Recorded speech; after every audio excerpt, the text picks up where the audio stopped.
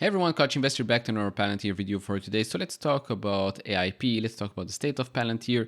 Some news out of Germany. Fortunately, disappointing news, but maybe in the future that might change. And first up, I want to touch on this announcement that was made at the end of June. So Palantir partners with Ukrainian tennis star Elina Svitolina.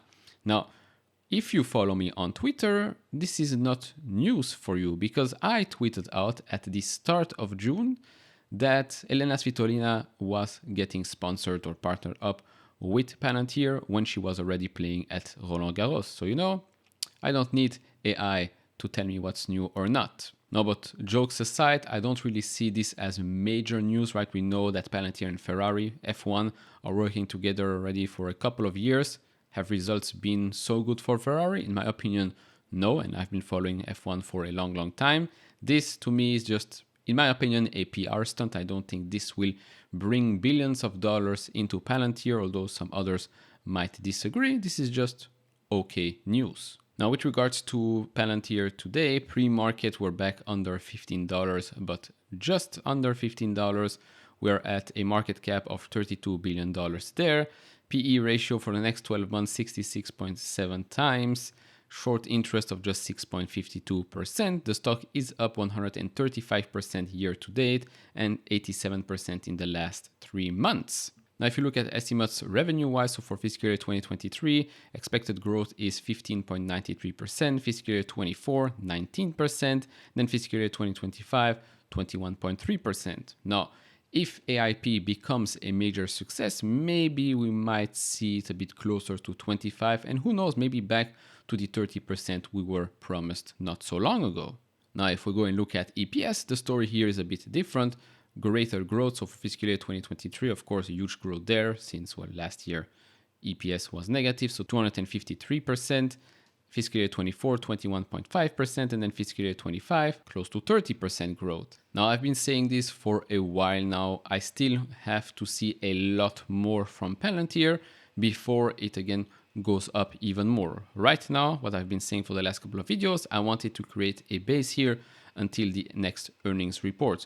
So if we can fluctuate between 13 and 15 or 13 and $16 for the next coming weeks or so, I'm fine with that. But the most important part for me is next quarter, the numbers should be good. Growth should be there as well, even though growth is expected to be 1 or 2% quarter over quarter, so not that much. But I would also like to see what guidance will be. Because with AI, with all the hype behind it, AIP, things in Europe, I mean, you would expect to see already greater growth, right, in guidance. Remains to be seen what happens. Maybe again, they'll be saying we're focusing on profitability, but I don't think that a company like Palantir right now should stop growing just because they want to show us that they can be GAAP profitable. Just doesn't make any sense. Remains to be seen what happens. Now, before we go and talk about AIP and results from a very, very reputable and huge hospital, if you enjoy this type of videos, leave it a thumbs up, subscribe if you have not. Would really appreciate that. We're trying to reach 30,000 subscribers by the end of the year, so hit that subscribe button. It's free. And if you want to support me even further, do check out the link down in the description and in the pinned comment to get the top 10 best stocks to buy now, or go to fool.com/couchinvestor. So, if we want to talk about AI and Palantir software and if they can deliver results or not, let's look at the use case of Tampa General Hospital. So they've been using Palantir software, and they say that the predictive models are over 95% accuracy. Now, the thing here with working in a hospital or working in a large company, it's not that people don't know what they need or what their patients need or what their customers need. They know it, but once you become extremely large, once the data becomes very, very big, you're dealing with large numbers, it becomes very difficult to keep track of all of this. And so they decided to move from a reactive to a proactive plan. I'll talk a bit more about that later on when it comes to the Germany case. Now they already get some numbers here, so they've seen a 28% reduction in patient hold times and spent 83% less time managing patient placements. Now, of course, the healthcare industry is due to a little refresh with the help of technology, with the help of AI, and maybe, hopefully, fingers crossed, this could bring down the cost of healthcare across the board. Now, moving on to AIP, the AI platform, you have, of course, the business side and you have the defense side. Now, for the defense side, we have seen already a couple of demos there, of course, using it in Ukraine as well. So basically, you use that platform to provide you with better information, faster information, maybe more multiple scenarios. You get to choose what you do eventually. This is again showing you all the data available to you. You're asking the questions. Of course, not everyone will get the information that they want because you have ranks, information is behind. I wouldn't call it a paywall, but it's the same structure of putting something behind a paywall. If you're level 1, you will not get access to level 5. Level 5 will not get access to level 6, and so on and so forth. And the same thing with business-wise, right? In businesses, some employees don't have access to certain informations, and that's very, very crucial here. Of course, when you're asking questions, when you're dealing with lots and lots of data, whether it's defense or business, again, it's really important to understand the meaning behind all the data. If the system doesn't know what the heck is going on in the real world, then it won't really give you the results that you need and the results that you want. Now, with regards to AIP business-wise, and for those that don't know, the AI platform enables organizations to use LLMs and other AI safely and securely. It allows deployment of AI within private networks and helps create real-time representations of concepts and actions within a business. It is allowing defining rules for data access and control based on sensitivity and regulations and facilitates the handoff of tasks between models and humans, as it should, right? This is, of course, a big question of people that aren't really familiar with these systems. They always fear security issues, regulation issues, etc., etc. Now, in a demo, which you are probably seeing already on the screen, the AI platform is used by a manufacturing company to assess the impact of a hurricane on distribution centers and make decisions. Now, how will this impact the customers? How will this impact delivery times, etc., etc.? Now, the IP connects language models with other trusted models and facilitates secure handoffs between them.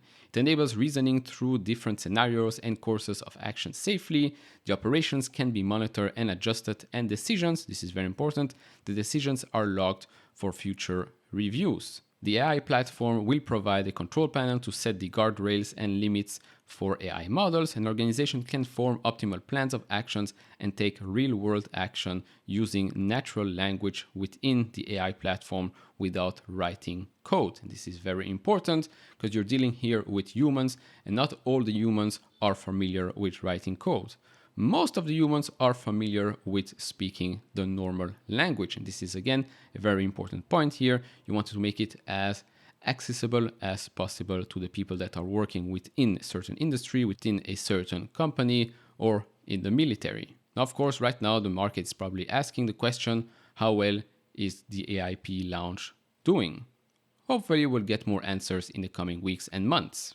Moving on to Germany. So, of course, if you've been following the news, you know that, well, the Bund has been moving away or has moved away from the Palantir software. There's been a lot of talk about this, why this is happening, is this a political play, etc., etc. And it does seem like some type of political play. Now, they're saying here that, well, a couple of ministries said that apparently there is currently no technical requirements that require the use of this software, which is Palantir.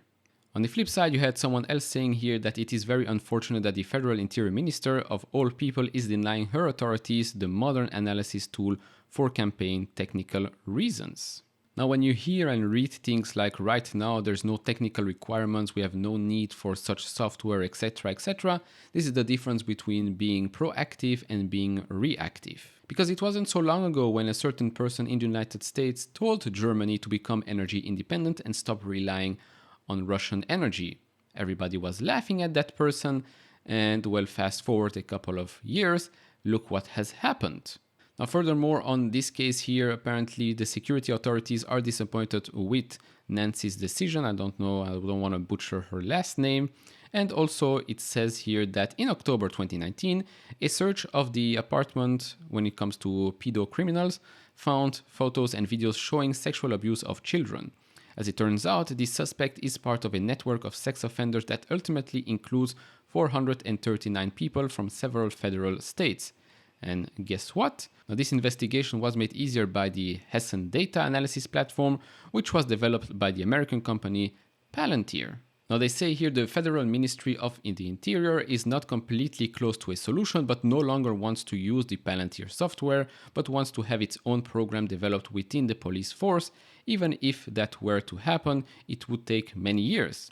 With her decision, Nancy not only disregards the vote of the entire professional community, since all 16 federal states had spoken out in favor of the urgent need to introduce VERA. He then said he was very excited about how many years it would take before the internal IT solution mentioned by the Interior Minister would be available. The police don't build cars either. Why do we want to develop software solutions that are comparable to those of global corporations? In addition, the source code of the Palantir software was viewed by the Fraunhofer Institute, checked for several weeks, and ultimately found to be unobjectable. The fear that sensitive data could leak was not confirmed. And last couple of things here, it is not only heard from the Hessian security authorities that one suspect that Federal Minister of the Interior Nancy made her decision against the program developed by Palantir because of the state election campaign in Hesse. Even during her time as a domestic politician in the Hessian state parliament, she made it clear that she did not like working with Palantir. Maybe this is just a personal thing, which investigators describe her actions as hypocritical, primarily because the German security authorities, for example in the fight against terrorism and organized crimes, receive a lot of information from the American investigative authorities. If this prevents attacks or initiates major investigations, it will be sold as a political success. Only the American authorities would not somehow come across crucial information. They also use the software from Palantir. Now, of course, I don't think this is the last time we will hear about Palantir and Germany. It's just a shame that because of maybe political gain or personal issues, a company like Palantir is not able to help a country like Germany or the police force in these areas, which, of course, will be able to prevent future terrorist attacks, future crime, catch criminals, etc., etc. Again, this is all about being proactive and not reactive. And Germany, the last couple of years, have been reactive and very slow to do so. Now, overall, that's about it for me in this video. Of course, do share your thoughts down in the comments below. If you enjoy this type of videos, leave it a thumbs up, subscribe if you have not, and I see you all in the next one. Bye-bye.